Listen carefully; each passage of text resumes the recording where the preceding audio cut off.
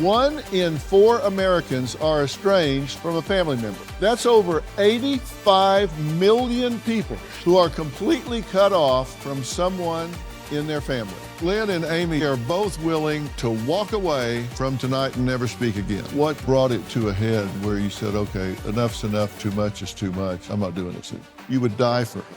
Yes. But will you live for her? That's a good question. Amy and Lynn both say they were the best of friends until Amy went to college.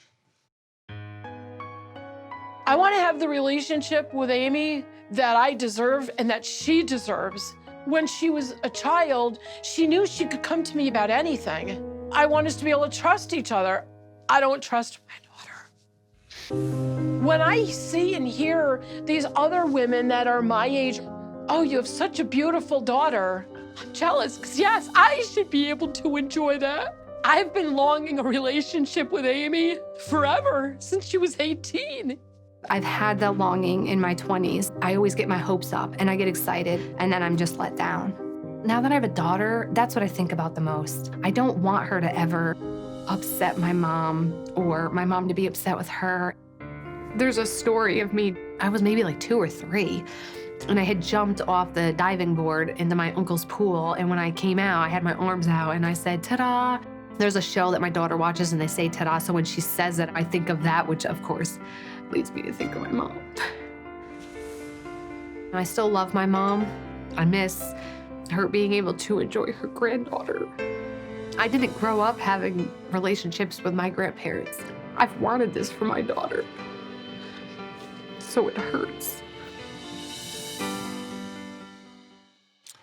Amy says that she hopes to reconcile, and I think both of you would love to reconcile and have a happy, peaceful relationship, but it's never going to be perfect. One thing I would like both of you to consider, which is an absolute drop-dead truth fact: you don't have to love everything about someone else in order to love that person. Mm-hmm. You don't have to love everything they do. You don't have to love everything they say. You don't have to love every value they embrace.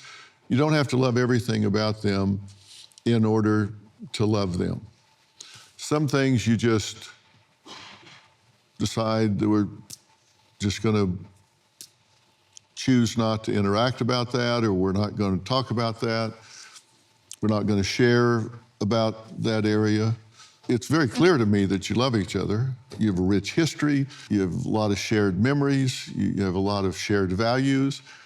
But the natural order of things when kids grow up, first they really cleave onto their parents, and then as they grow up into teen years and stuff, they start to kind of split away. And if the parent's been really controlling and all, then sometimes that split away becomes a rebellion and it goes off. And it sounds like here that wasn't the case, that this was really healthy going up and there was a natural move towards independence, and it was all pretty healthy. And you've got a lot to fall back on here, but you can't look at all of that upbringing with strings attached, expecting like, okay, when I do this, then you're going to have to do A, B, and C. Parents do that because it's your job. You just do that. It's just kind of genetically encoded in you, and there aren't strings attached. It's not like now you owe me this or that. Oh, absolutely not, right. So you just do it, right? And you hope that you'll have a second relationship as adults. Yes, that's what I was looking forward to. And that's a choice. And you can set boundaries in that, and you want to be a good steward of the power you have now, because you have children, your grandchildren, and there's tremendous power that you have now because you're in a position with leverage, and you can create a lot of pain and rejection or love and inclusion. You realize that, right? Yeah, absolutely. Dr. Phil, when Amy told me that she met someone and she was really excited about it, I don't remember, a couple weeks or a month or whatever into her meeting this person, I said to my spouse, you want me to call Amy and see if they want to meet? And I said, we'll go and get some ice cream. It was 11 o'clock at night. So I called her. I said, we'd love to meet her. And she's like, really, Mom? Of course. So we drove there. On the way there, I said to my spouse, I said, she has a 10-year-old son. You know what that means? She goes, what? I go, that means we have a grandson. And I looked at her stepson as a grandson, because that's the way I am. Mm-hmm. And I wanted to treat him as a grandson.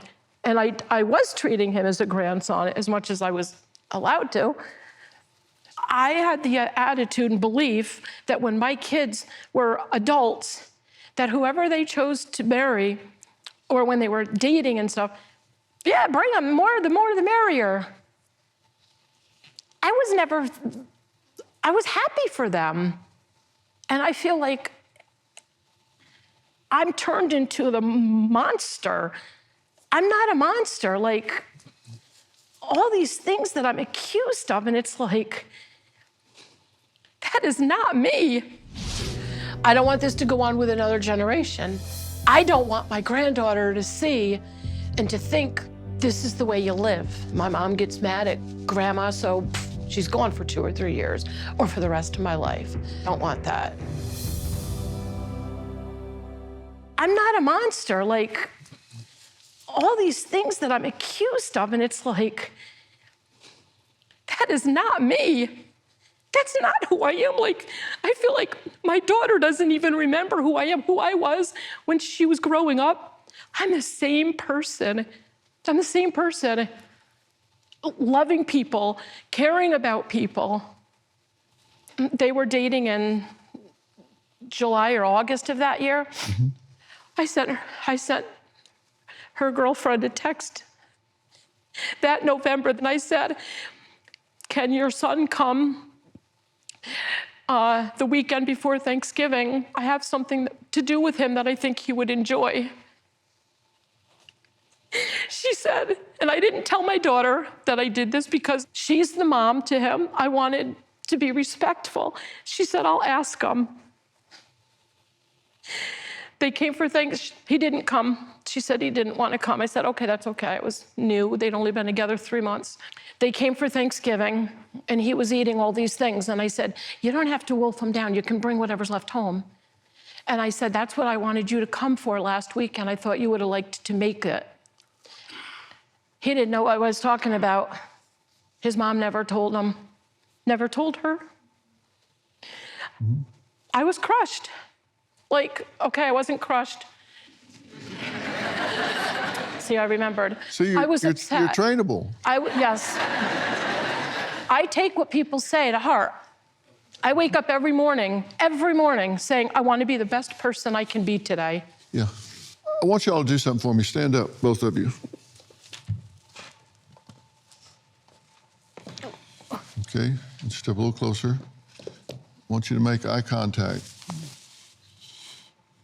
Don't say a word. Don't look away.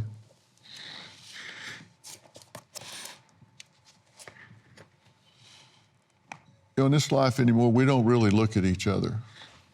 We look past each other, we look around, but we don't really look at each other.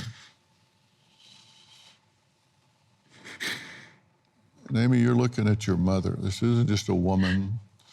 This isn't your enemy. It isn't your friend. It's your mother. She hurts. She experiences pain. She experiences joy. She experiences loneliness.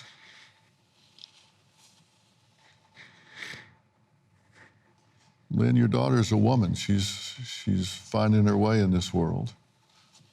She experiences confusion. She's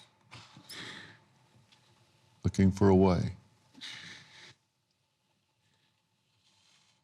She's not sure exactly what's the right answer.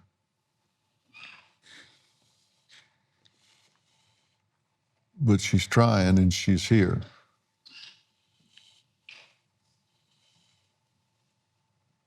You should really be proud of the woman she's become. I am. Thank you.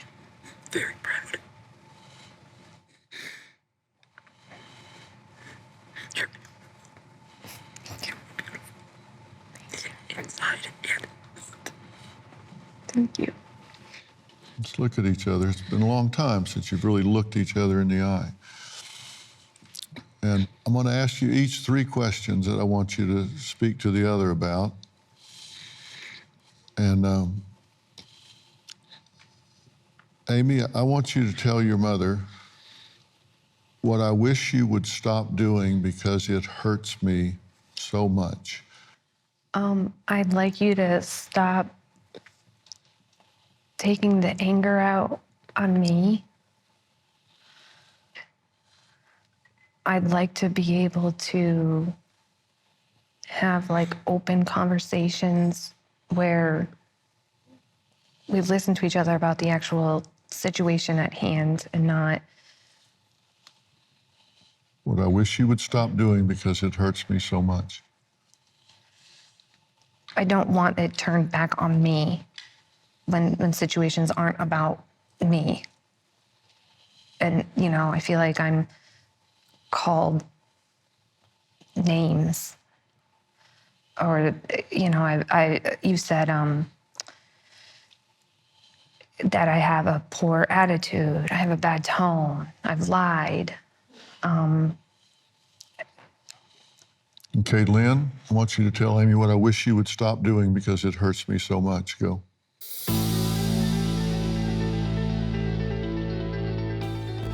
When I was younger, my mom was my best friend. I felt like I could tell her things. And as I got older, I felt like when I would tell her things, I felt like she would talk about me behind my back to friends and family. I just want her to listen for a minute and think, did I do something wrong? And for her to not just dismiss it, because dealing with that time and time again for the last literally like 20 years, it's taking a toll. I want you to tell Amy what I wish you would stop doing because it hurts me so much. Go. I wish you would stop pressuring me to change my mind when I say something and accept, like I do with you as an adult. I don't know why, but I know there's got to be a reason, and just accept it. I wish you would stop. Amy, what I wish you would start doing because I need it so desperately. What I wish you would start doing is listening and being open to hearing my feelings. Okay, Lynn, what I wish you would start doing because I need it so desperately. I wish you would start hearing me. I wish you'd start realizing that what I need from you is we both have feelings. I do need honesty. I don't even know. This is so sad, and neither one of us know. I know I need trust. Yeah, I Okay, need Amy? trust. I need trust, yes. Tell her what I hope you continue to do because I value it so greatly. I hope you continue to be fun.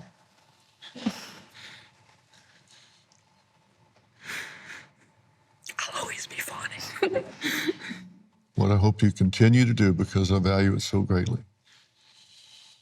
Can I jump in? No.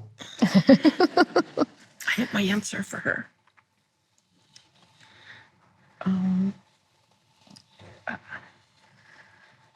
What do you hope she continues to do because you value it?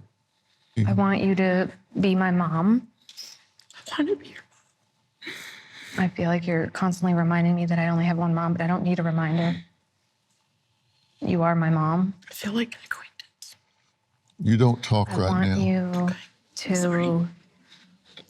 you know, if the opportunity comes up, I want you to continue to be a Grammy.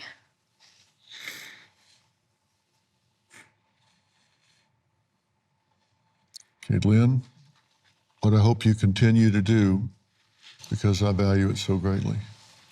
I hope and I know that you're going to continue to be the beautiful daughter that you are, the person, beautiful person that you are, the caring and compassionate person that you are, the sensitive person that you are. I hope.